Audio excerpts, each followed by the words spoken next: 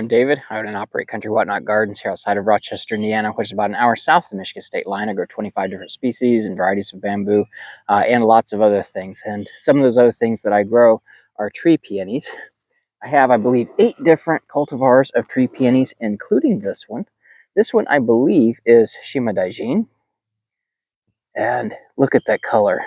The blooms are a little bit small this year. Usually they're quite a bit bigger. All of my tree peonies last fall were lifted and divided to make more.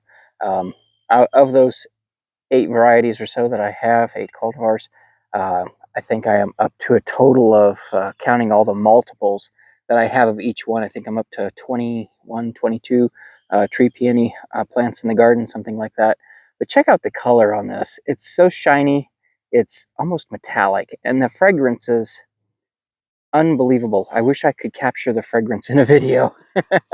But tree peonies differ from herbaceous peonies in that they are actually a woody stemmed plant.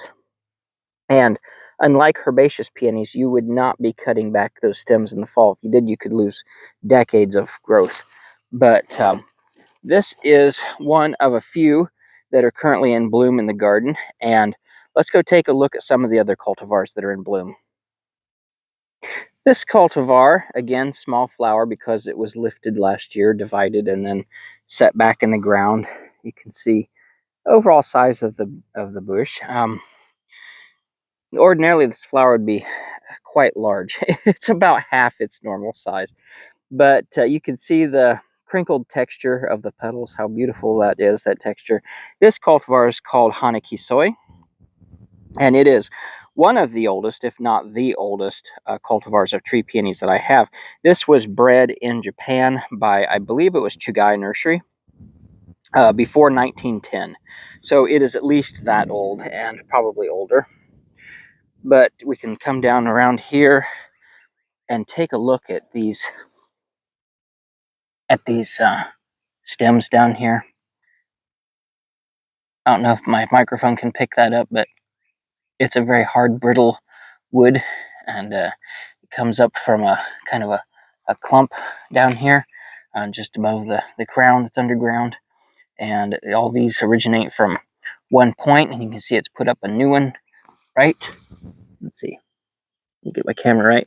Okay, it's actually put up a couple new ones here and here just this year, and you can tell they're new because they're still green in color. They haven't barked over like these older ones here, but these will form a bark before fall, probably most of the way up the stem, and then most of that stem will survive winter, and then we'll create new red buds that will come out from these old woody stems. You can see here's a bud right here on this one. If I can keep that leaf out of the way and get my camera to focus. Let's see. That might be better. There we are. Right there is a bud that is working on growing out from this older woody stem right here with the bark, and they kind of have this flaky, rough, craggled bark about them. But tree peonies are really, really cool to have in the garden because they look good while the bamboo is still greening up over there. There is another cultivar that's in bloom, so let's go have a look at it. This cultivar, again, small flower because it was dug, divided, and reset last year, is called Shima Nishiki, and it's red and white candy stripe. And until Shima Nishiki is established, the flowers can range from red to pink to red and white like it's supposed to be, candy striped. But the flower does change when the bush is mature versus when it's just set in. When the bush is immature and not yet established, it can throw pink or even solid red flowers. It's perfectly normal. But as I get up here and stand back, this is the main peony area, tree peony area at least, in the garden. You can see there are a good many around. This one over here is a little bit sparse, but it does have leaves. It's coming on. This is not rust or mottling or whatever. This is faded out cayenne pepper. that I put on the leaf for deer. Deer don't usually bother tree peonies, and they had not bothered mine for better than 20 years until last fall when I divided them and moved them around the garden. Then when they were moved around the garden, the deer started bothering them, and I had to start treating them periodically. The deer aren't bothering them right now.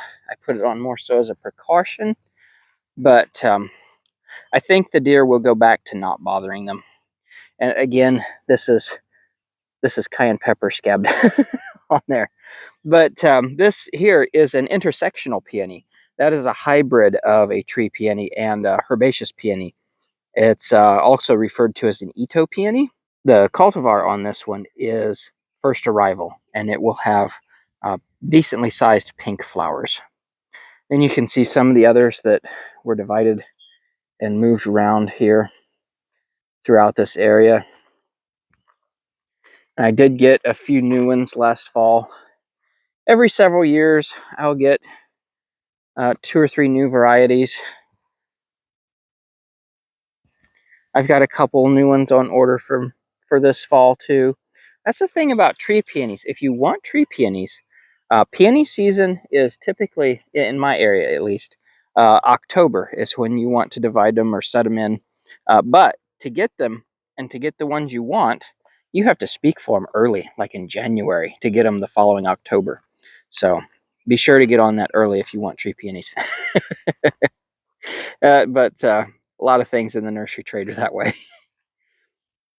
But anyway, I hope you enjoyed this look at tree peonies. If you did, please give me a like, subscribe, and share. I'd really appreciate it. Till next time, thank you for stopping by and take care. Bye.